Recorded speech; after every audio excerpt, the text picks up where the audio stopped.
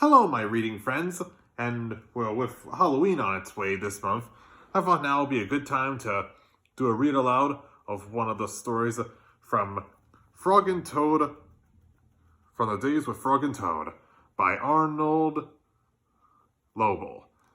And today's story I'm going to be reading aloud is Shivers. So, let us begin.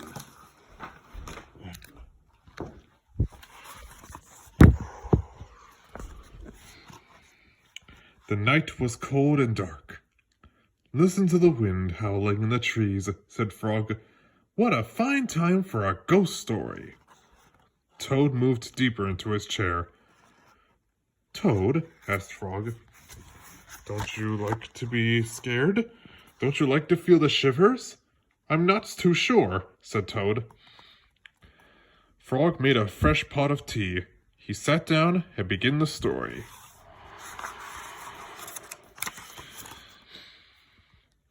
"When I was small," said Frog, "my father and I went out for a picnic. On the way home, we lost our way. My mother was worried. 'We must get home,' she said. 'We do not want to meet the old dark frog.' 'Who is that?' I asked. 'A terrible ghost,' said my father. 'He comes out at night and eats little frog children for supper.'" Toad sipped his tea. "Frog," he asked, "are you making this up?" "Maybe yes and maybe no," said Frog. "My mother and father went to search for a path," said Frog. "They told me to wait until they came back. I sat under a tree and waited. The woods became dark. I was afraid. Then I saw two huge eyes. It was the old dark frog. He was standing near me."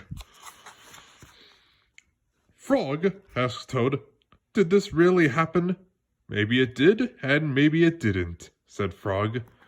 Frog went on with the story. The dark frog pulled a jump rope out of his pocket. "I am not hungry now," said the dark frog. "I have eaten too many tasty frog children. But after I jump rope 100 times, I will be hungry again. Then I will eat you."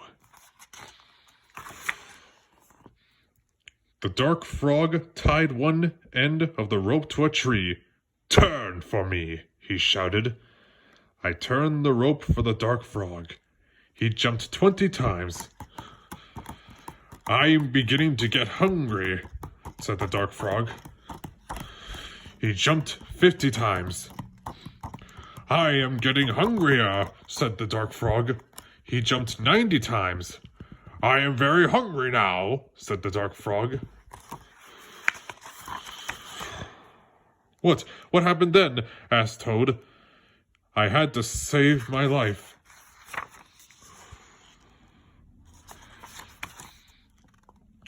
Said Frog. "I ran around and around a tree with a rope. I tied up the old dark frog. He roared and screamed. Roar, roar, roar. I ran away fast.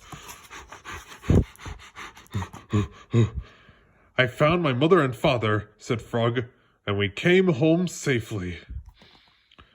"Frog," asked Toad, "was that a true story?" "Maybe it was, and maybe it wasn't," said Frog. Frog and Toad sat close by the fire. They were scared. The teacup shook in their hands. They were having the shivers. It was a good, warm feeling.